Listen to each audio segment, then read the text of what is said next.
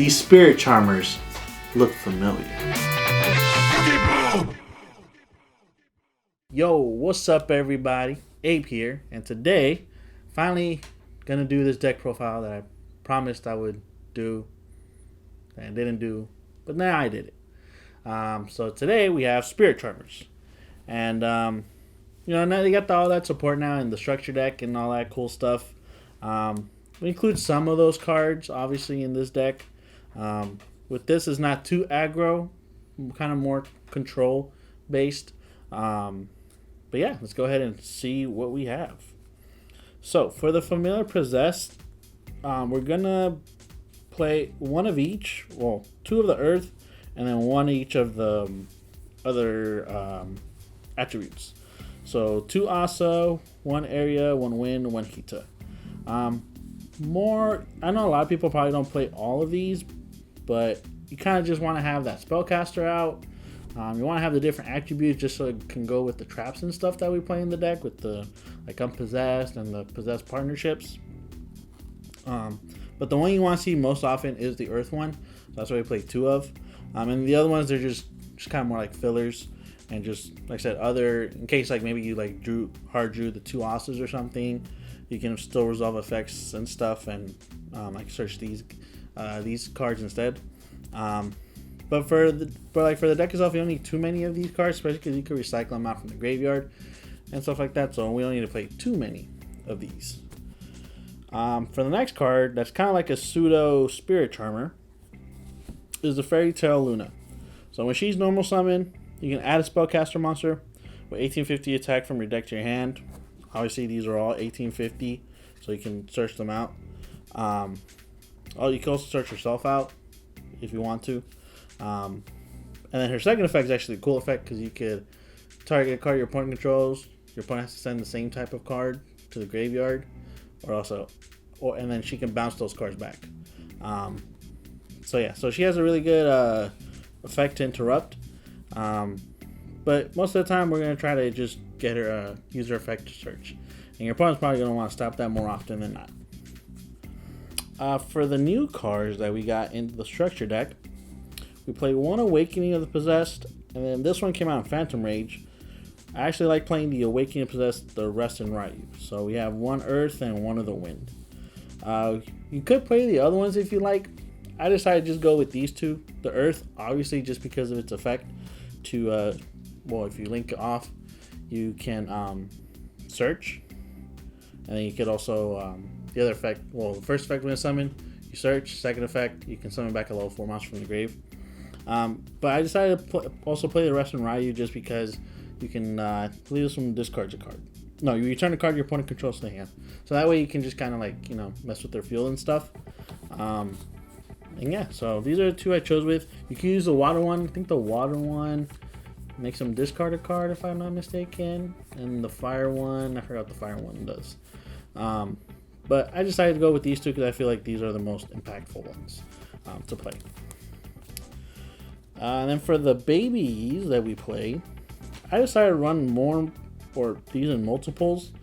So we actually do play double Nefarious, so this is the Earth one. And then double Ren Ryu, and then double Gigabyte. So with all these, they all have the same effect where if you control a Spellcaster type monster, you summon it out on the field. So that way it's like an easy rank 4, or just an easy link play or whatever. So they all have that effect, but they also have. Also, the reason I chose these is because they can kind of float each other out.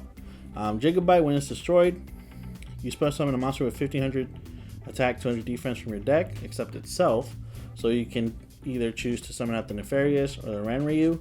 Ranryu, when it's destroyed by card effect, destroyed by battle card effect, sent to the grave, you target a monster with 1500 attack, 200 defense in your graveyard, except itself, summon it. So you could always, bring these back. And then Nefarious, this one is during your opponent's end phase, if this card's in the graveyard, target a face-up monster you control, destroy it, and if you do, special summon this card. So I'm pretty sure you can pop your Gigabyte and then summon that Nefarious. Gigabyte will summon a Ranryu from the deck. So that way you get you still have monsters on the board, and you can after when it's your turn, you can like start going into link plays and exceed plays. And the fact that they're level 4 helps out with the rank 4 plays if you want to go that route. For a little Magistus package we play in the Charmer deck because they're spellcasters. We play 3 Zorora and 1 Crowley. So Zorora is probably the best one because it can equip a Magistus monster from your extra deck to it. Usually the first one you want to go into is the Artemis because you can search out a Magistus monster afterwards. But also you can equip like the Synchro. The Synchro will make it be unaffected by spells and traps, if I'm not mistaken. And then the Fusion Magistus, equip that to it, it gives it 1,000 attack and defense. So it's 15 and it becomes a 2,500 attacker already. Also, it's a tuner, so that, and since a lot of this stuff is level 4, you can go into level 8 synchros really easily. And then the 1 Crowley, because you can summon it really easily by discarding a spellcaster monster, and then also you can change its attribute. So that can be really key if like you really need to summon like one of the Charmers or like one of the monsters from the extra deck that requires a certain attribute. But Crowley, we just use it more to discard to summon for free, and yeah, so we play a little bit of those. Now we go on to the spells. Not too many spells in the spellcaster deck, haha. But we play triple Pot of Extravagance. I don't want to say we rely on the extra deck, but the extra deck is just there if you need it. But with this deck and with all the traps we play, you don't need it too much. But so that's why we play the Pot of Extravagance, because that way you could just, get basically free draw 2 from the deck. And then after that, you just kind of keep going to whatever's left in your extra deck. So yeah, so Pot of Extravagance is good in this deck, because I said we don't rely on the extra deck, but it's just there as in case we need to. So if we need to go into bigger monsters to get over your opponent's stuff. For the next card we play is this field spell, is the Grand Spiritual Art Ichirin. So this one says negate your opponent's first monster effect that resolves each turn while you control spellcaster monster with 1500 defense. Obviously your Charmers are going to be 1500 defense, but also the other card that is 1500 defense is your Zorora, if I can find it. Zorora is also a 1500 defense, so even if you have just this on the field, it counts as well, so that way you can negate your opponent's first monster effect. Kind of reminds me of like the Mizuchi for the Abyss Mega, like with the Mermails. So that's obviously a great monster negation to have. And then the second effect is you reveal a spellcaster monster from your hand. And if you do, you add a monster with the same attribute. With 1500 and 200 defense. So basically searching out those little baby monsters. And then you add it to your hand, and then you shuffle that monster you revealed back into the deck. So sometimes if you have too many like familiar possessed, you can at least put it back and then get one of the babies, and you can go into plays from there. So we played 3 of those. And then for your card basically that searches out basically anything, play double Spirit Charmers. So this when you discard a card, you take 2 cards from your deck with different names from each other that are Charmer monsters, familiar possessed monsters, and or possessed spell and traps, and you add one of them to your hand and you set the other. So usually you probably want to get a monster, and then you can set either your Awakening or either your Unpossessed or your Possessed partnerships. And that way you get basically not 2 free cards, but you get the 2 cards you need from the deck really easily. But with, since maybe we'll go through them a lot, that's why I only play 2 of them. Because sometimes you will draw them because we do play them at 3, especially the traps. So I just decided to play 2 of these, especially because we don't have a lot of the monsters either. For one of the last 2 spells we play 1 Awakening Possessed. This one is just more of, it boosts your monster's attack for every different attribute you control. So obviously if you have two monsters out with 2 different attributes, that's already free 600. And then the second effect is, if a spellcaster monster with 1850 original attack is normal spell summon to your field, you draw a card. So obviously whenever you summon your familiar possessed or even your Luna, you can at least get to draw again. And then you can always bring this back with your possessed partnerships as well. And then for the last spell, I decided to put in Pot of Avarice just because if you do like get your, you resolve your spirit charmers, and like, you get the Luna and you get all the little babies out. At a certain point, you'll almost run out, because we don't have too many monsters in the deck, because we play a lot of traps. Kind of run out of resources, or like, ways to like search things out and things like that. So I decided to throw in a pot of average just so we can kind of reset ourselves and then get, draw 2 more cards. So it's just there just because, especially late game, it can help out to kind of reset yourself a little bit. And now we go on to the traps. So for the first trap we play, so this is a new one that came in the Spirit Charmer structure deck. It's triple possessed partnerships. So this one, you special summon a spellcaster monster with 1500 defense from your hand or graveyard in attack position or face down defense position, which I don't know too many people will do that. Because the second part is then, if you control monsters with 2 or more attributes, 2 or more different attributes, you can destroy a face-up card on the field. So the best part is that it doesn't target. It does have to be face-up, which kind of sucks. At least it doesn't target. So obviously with this, usually you're going to have maybe like your babies out or one of your Spirit Charmer like links or something. And with this, you're always just going to be able to resolve that part. You get to destroy a face-up card on the field. So this card's really good for that, just to interrupt your opponent if they're going to be doing anything big. Then the second effect is pretty neat too, because once it's in the grave, you banish it, and you can set one of your possessed continuous spell and traps. So even counts the Awakening of the Possessed as well, if you really want that itch to like draw, or even give your monsters an extra boost. So yeah, the new Possessed partnership's great. For the next card we play is triple unpossessed. So this is more for like kind of more of a defensive card when it comes to like if they're attacking you. Charmer monster you control cannot be destroyed by battle, so that helps out. If a familiar possessed monster you control attacks, it gains 800, so that makes them 2650 beat sticks at that point. So that can get almost around over anything.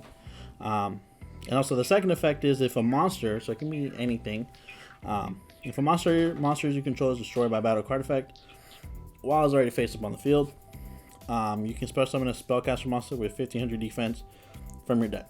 So it can be even if they destroy something else on your field, you get to summon out any spellcaster with 1500 defense. And like I said, most of them are going to be obviously all your familiar possessed are 1500 defense, but your Zorora is 1500 defense.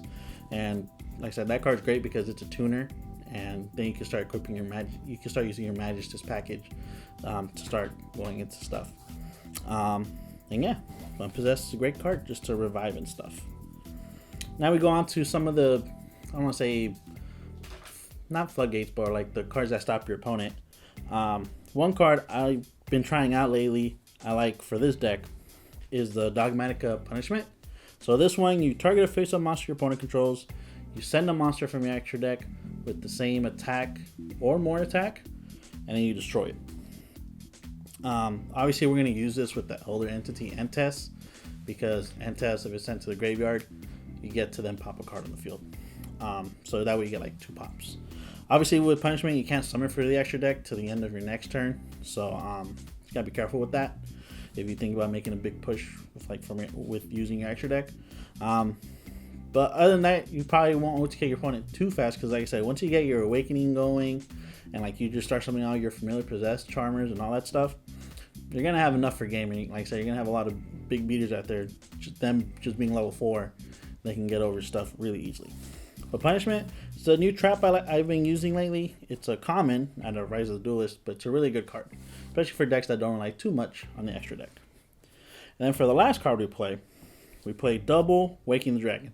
So like I said, with these traps you're gonna be setting and stuff on Possessed, Punishment, Possessed partnerships, you're gonna have them set, and this is kind of just more just to punish your opponent. In case they want to destroy it, because they don't want you to resolve like those effects. So it's kind of more like a bluff. So you have it set, and then once they destroy it, you get to then summon something out for free from the extra deck. So that's why I like playing Waking the Dragon, just to, like I said, punish your opponent for destroying your back row. Alright guys, now we go on to the extra deck. Obviously with Pot of Extravagance, like the extra deck is not too needy, but you always just want to have your options in case whatever you banish with like Pot of Extravagance. So obviously in this Spirit Charmer deck, we're gonna be playing all the Charmer links. So we play one of each, one Asa, one Area, Hita, and Win. So they're here just because obviously, like I said, it's a Charmer deck. But probably the most important one you want to go into first is Asa. Just because when you summon the Awakening of the Possessed, the Nefarious, but he's like level 5, you get back like, whatever, and you go into this because you need an Earth Monster, and that way you can resolve its effect, or the level 5 guy. So Asa is very, very important for that, so that way you just have some, and then obviously if they get destroyed, you get to search something from the deck. Again, also like these are just more for just depending on what you're playing against. Like Hita can be good. Let's say you summon your your regular familiar possessed Hita, and then like one of the Nefarious or Gigabyte or Renryu, you summon her out, and then you summon the Hita Link, and then let's say your opponent used Ash earlier, punish them by using their Ash with this, or let's say you're playing something wind based. Let's say you use Droll and Lockbird on you like a turn or so before, you can summon out Wind, the Wind, this Wind Link, and that we get it out to your field and you can link up into there. And then the same goes with the water, whatever water deck's out there right now. Maybe Marin Cestus, I don't know. But yeah, they're just there just because like, maybe obviously Light and Dark are the most prominent attributes, but with these cards, it can help you link up into stuff. And yeah, they also look pretty cool, so why not use them? All right, for the rest of the links, we only play 2 more links in the deck. Gotta play the one Artemis, so this is your target for your Zoroark. Usually you want to summon Zoroark and equip the Artemis to it. Usually you don't want to summon the Artemis itself and then use the effect to equip itself and things like that, especially if you can't get to Zoroark.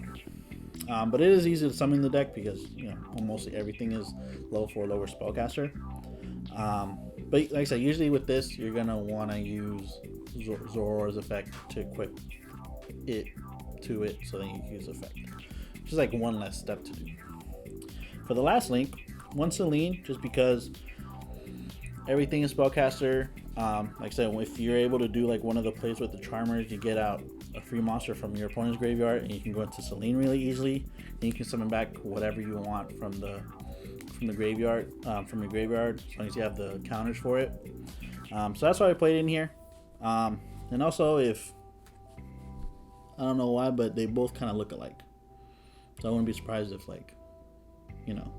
But anyway, but Celine is just a really good card as well for any spellcaster type deck. For your Exceeds, we don't play too many. We play one Dweller. We're going to go into a lot of level 4s, so obviously you can go into a lot of rank 4s easily. Gotta play Dweller because everybody and their moms are playing stuff with graveyard effects, so Dweller's there for that. One of the Waking the Dragon targets we play, the Ultimate Chicken.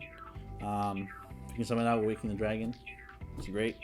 And then hopefully your opponent can try to get over it. Now, for the Synchros, this first one is one of your Waking the Dragon targets, Maturia Beast. I decided to throw it in here just because if like you need to stop something that has a lot of spells and stuff, like Sky Striker or something like that. And like I said, if your opponent punishes or tries to hurt you by destroying your back row and you have a Waking the Dragon set, you can use this on them, and that way you can just start negating all their spells because you don't care and you don't want them to resolve. So it's in here if you want to do that, or if you don't want to put Nat Beast in the deck, you can always substitute this with like another rank 4, because like I said, you do have access to rank 4s really easily in this deck. So if you don't like Nat Beast as like Awaken the Dragon target, you can instead put in a rank 4, some kind of rank 4 that you like for the deck. And then for the level 8 Synchros, we play the Varam, the Magus Divinity Dragon. So obviously this will probably try to equip it more with Zoroark, but in case, let's say you banish your Savage, right? We also play Savage Dragon with like Pot of Extravagance, or you already use Savage Dragon. You have another target to go into with Zoroark if you need to get around something. So there's that. and it's a generic synchro.